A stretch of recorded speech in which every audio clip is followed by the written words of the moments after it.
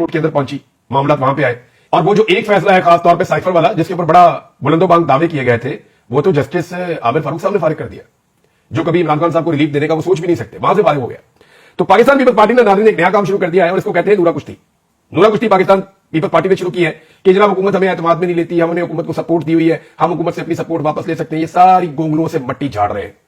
जब फॉर्म 47 लिया तब तो आप एतमाद में थे, जब इद्दत वाला केस हुआ तब भी पीपल्स पार्टी एतमाद में थी, जब गोलियां चलाई गई तब भी पीपल्स पार्टी एतमाद में थी, चादर और चार दीवारी का तकद्दुस पामाल हुआ उस पर भी एतमाद में थी, खवातीन और बच्चों को अगवा किया गया उस पर भी एतमाद में थी, तशद्दुद और जबर के ऊपर भी एतमाद में थी, ब्रूट मेजॉरिटी बकौल बिलावल के उस पर भी एतमाद में थी, डंडे वाली जमहूरियत बकौल बिलावल के उस पर भी एतमाद में थी, एमएनएस को अगवा किया गया उस पर भी एतमाद में थी, कौमी असेंबली और पार्लियामेंट लॉजिक पर हमले हुए उस पर भी एतमाद में थी, खैबर पख्तूनख्वा हाउस पर हमला हुआ उस पर भी एतमाद में थी, 2 दफा वज़ीर आला खैबर पख्तूनख्वा के साथ क्या हुआ उस पर भी एतमाद में थी, डी चौक पर गोलियां चली उस पर भी एतमाद में थी, हाई कोर्ट में तोड़फोड़ करके साबिक वज़ीर आज़म को गिरफ्तार कर लिया गया उस पर भी एतमाद में थी, जबरी गुमशुदगियों पर भी एतमाद में थी, सिंध में पूरे पाकिस्तान के मुकाबले में सहाफियों पर सबसे ज्यादा जुल्म और जबर रिपोर्ट हुआ 2024 में उस पर भी एतमाद में थी, इंटरनेट को स्लो किया गया, बंद किया गया उस पर भी एतमाद में थी, और सोशल मीडिया की बंदिश पर भी एतमाद में थी। अब ये आगे गोंगलुओं से मट्टी झाड़ दे।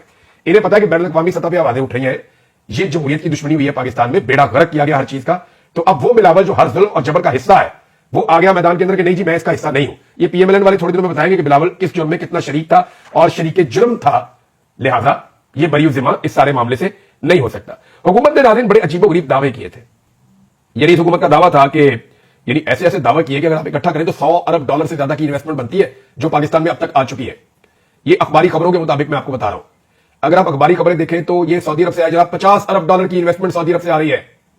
फिर जनाब यूएई से आए जी $10 अरब की इन्वेस्टमेंट यूएई से आ रही है। यहां आप चाइना के जी इतने अरब डॉलर की चाइना से इन्वेस्टमेंट आ रही है।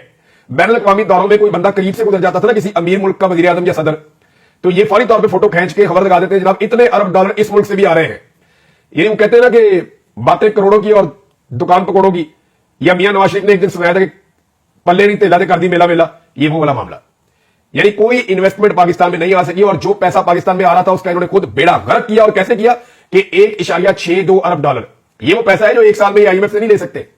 $1 अरब के लिए कभी आईएमएफ के पांव पकड़ते हैं, कभी वर्ल्ड बैंक के पांव पकड़ते हैं, कभी एशियन डेवलपमेंट बैंक के पांव पकड़ते हैं, कभी यूरोपीय यूनियन में जाते हैं, कभी कहीं जाते हैं, उधार पैसे दे दो अपने अपने बैंकों में रखने हैं। और ये पैसा बाहर से पाकिस्तान आ रहा था $1.62 अरब, यानी $1 अरब और 62 करोड़ डॉलर।